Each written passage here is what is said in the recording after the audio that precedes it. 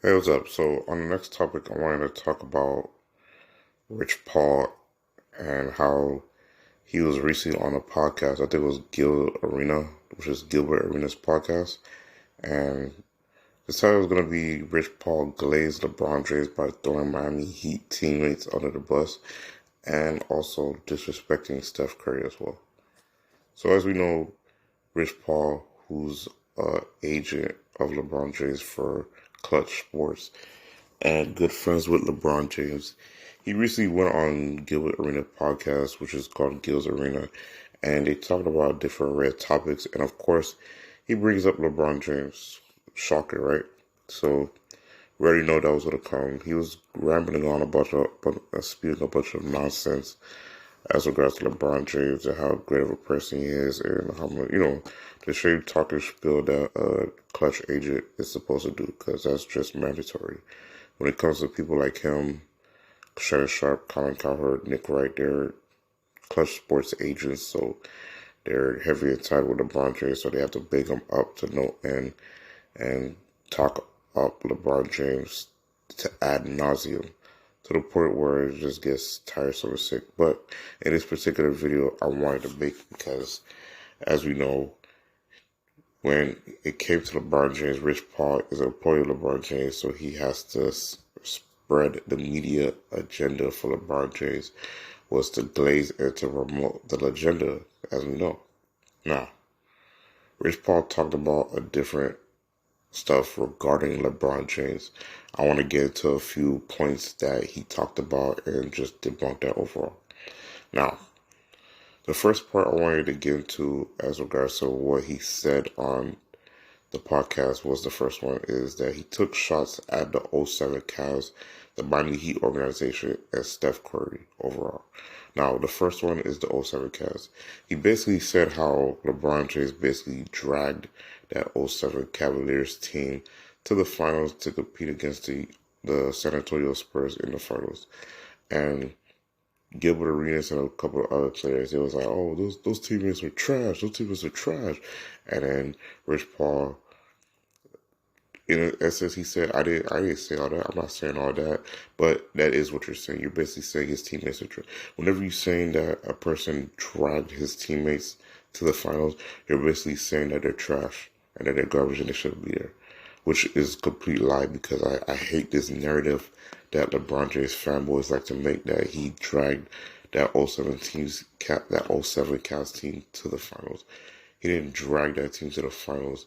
The Eastern Conference was weak as hell, and there was nobody standing in their way of going over. Now, granted, was that Cavs team the best team? No, they weren't the best team, but still, in order for you to make the finals overall, whether the East was weak or not, you have to have some modicum of talent to make it there. And he has some decent players on his team to help him at least make the finals. Now, granted, that San Antonio Spurs team was a decent team, but they weren't no juggernaut team at the time. Granted, they still had Tim Duncan at the peak of his powers, but he didn't have a particularly good finals. Out of all the finals that Tim Duncan's played, he statistically was that was one of his worst finals that he did, and LeBron James still couldn't get the job done. So I don't want to hear nothing as regards that he dragged that team to the finals. That's an absolute lie and a agenda narrative that they like to spin to prop up LeBron James and excuse that '07 loss. LeBron James made it to the finals. He got swept and lost point blank period. Because I guarantee you, if LeBron James had won against that '07 San Antonio Spurs team, nobody would be talking about how great they are. They'd be talking about what LeBron James did and how he won against that team. And now the next point, which kind of ticked me off and made me want to make this video.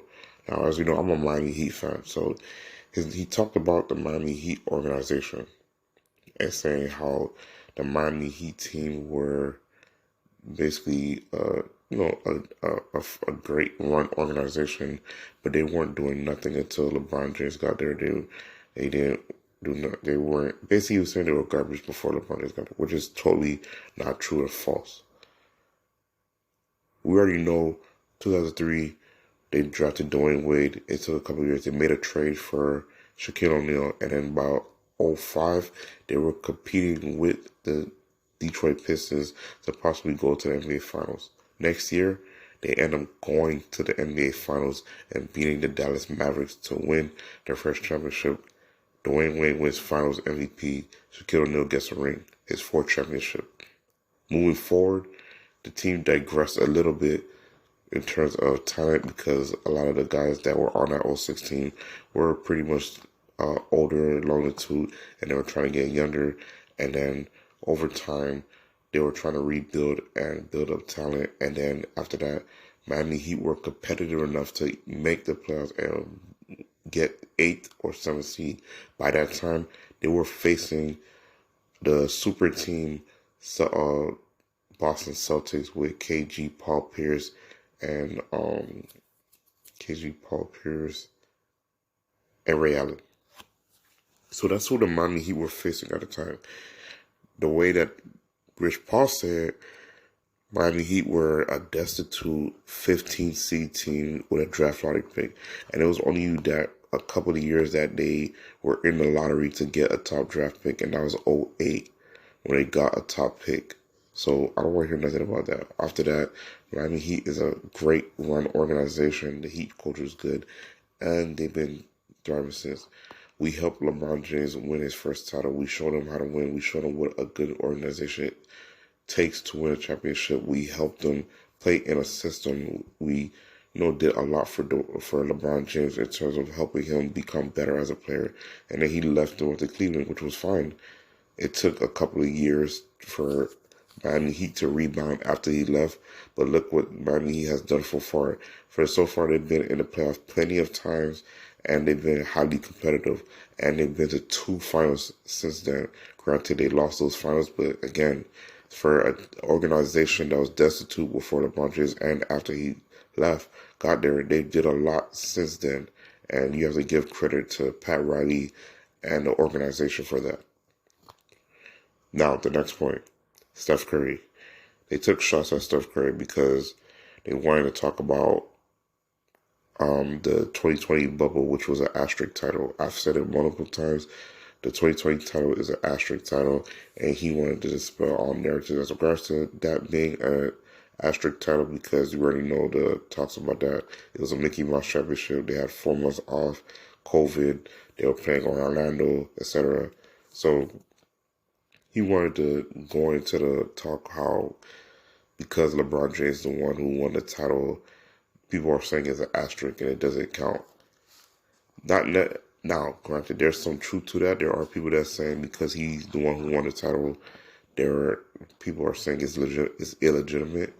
Now, granted, I was then saying that whoever wins this title before the championship even got given to the Lakers, whoever won the championship, whether it had been Miami, I'm a Miami Heat fan, so if Miami would have won that championship, it would have been an asterisk championship. It could have been Miami, Milwaukee, LA Clippers, the Los Angeles Lakers. It could have been whoever won that 2020 championship. It was going to be an asterisk. It does not matter who won it. It's the fact that LeBron James fans were so desperate for him to win another title so that way they can make their pathetic case for him being a GOAT.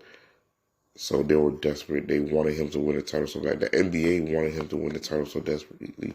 And the fact that he was on the Lakers and Kobe, got rest his soul, passed away at the time. So the NBA wanted to give that title to him. They wanted him to win that title. The league wanted him to win that title. So that's what you're saying. But to add in Steph Curry, he brought up that because LeBron won it, it's an asterisk title, but if someone like Steph Curry would have won that title, then people would not have said it's not a legitimate title, it's not an asterisk title, which is a complete lie. A complete lie.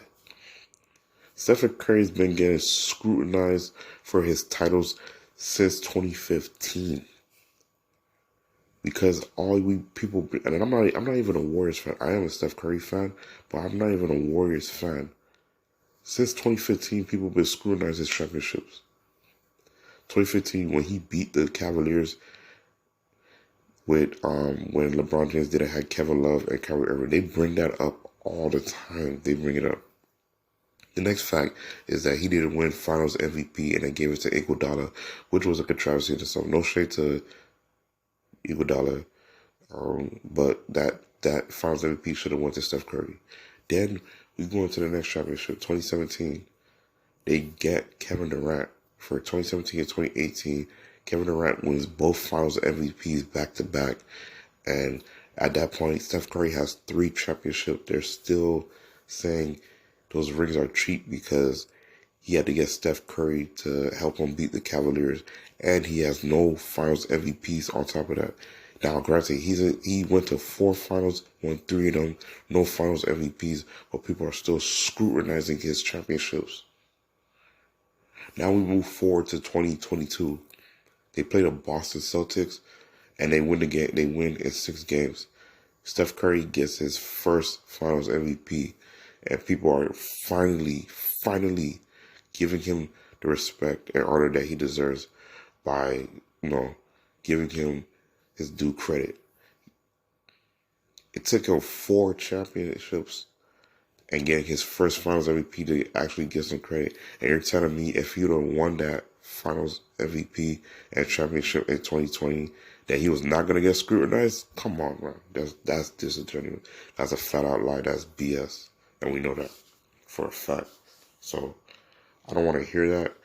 Steph Curry's been getting scrutinized ever since he became a threat to LeBron James, and because the media family has been in full force.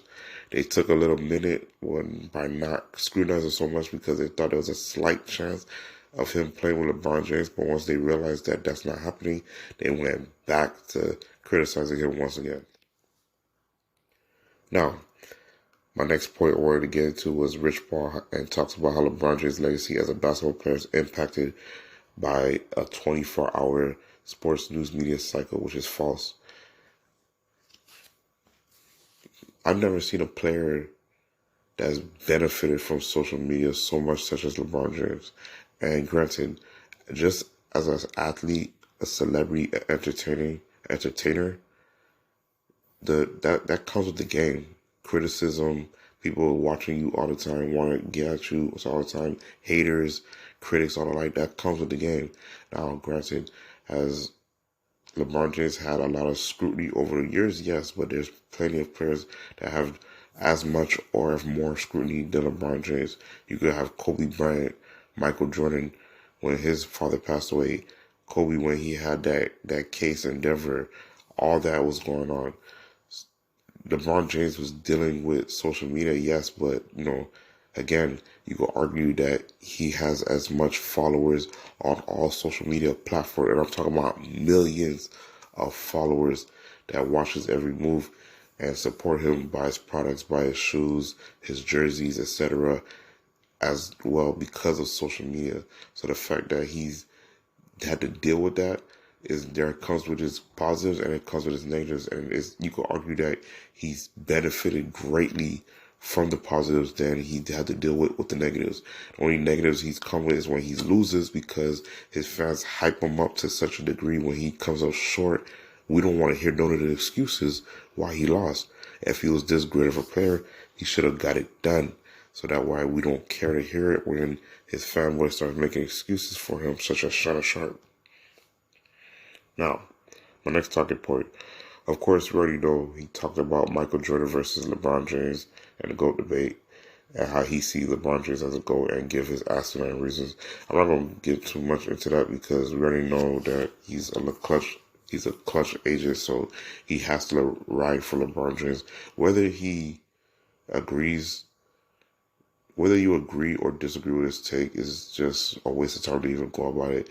He was saying stupid nonsense such as LeBron James has platinum horns and Michael Jordan has gold horns, and a bunch of stupid reasons. He was trying to compliment them, but he was also trying to big up LeBron James and put him on a higher plateau than Jordan, but it just falls on deaf ears because you're too close to LeBron James to even give an unbiased take to where people could actually take you serious and see your points, because again, most people have their own opinions about who they think is the greatest of all time. I think Michael Jordan is the greatest of all time. I'm not particularly a Michael Jordan fan. I'm just from the eye test. I see that Michael Jordan is better, has more accolades, just more successful. I've watched LeBron James since I've been watching basketball my whole life, and I've seen him fail numerous times in playoffs, finals, etc. And it's just you just can't compare this guy to Michael Jordan. There's no way. And I've talked about it a lot, and I don't want to get into it because that's be a whole nother video for a whole nother topic. But again, he just doesn't compare up to Michael Jordan, and that's that. There's nothing that LeBron James could do to change my mind as regards to that. But again, he's entitled to his opinion, even though we already know it's biased and false. But again, I digress. Now, my overall thoughts on LeBron, with Rich Paul and LeBron James, against a mutual benefit relationship. LeBron James is quote unquote signed to Clutch Sports, but we already know that he's, he's running it behind the scenes allegedly. And I never understood how an NBA player that's tied to an agency like Clutch Sports and have that in the league while he's still playing, because we already know LeBron James is a solid, loud speaker for the organization of Clutch Sports because he funds it behind the scenes while Rich Paul is looked at as the face and moving the parts around. But again, that's just how it is. This is a failed attempt on Rich Paul to push LeBron James as a GOAT and push his message. As LeBron James and his media goonies, we are not here for it. I think because of the advent of social media, there's more people like me and others like, Ticket TV, Premier Pro, and Two Raw for Sports TV. Those type of guys, they have their own media platform, so that way they can give their own opinions on the matter and not be paid or bought off and give a general biased take. Whether they do think LeBron James is the GOAT or whether they don't think LeBron James is the GOAT, they have the free reins to give that take instead of having a person that we know that's bought and paid for by LeBron James allegedly to spew the media nonsense at us and tell us this is fact and we should believe it. And we're not here for that, and we're going to give our takes on it. So that's just my opinion on the matter. Let me know what you guys think. Peace.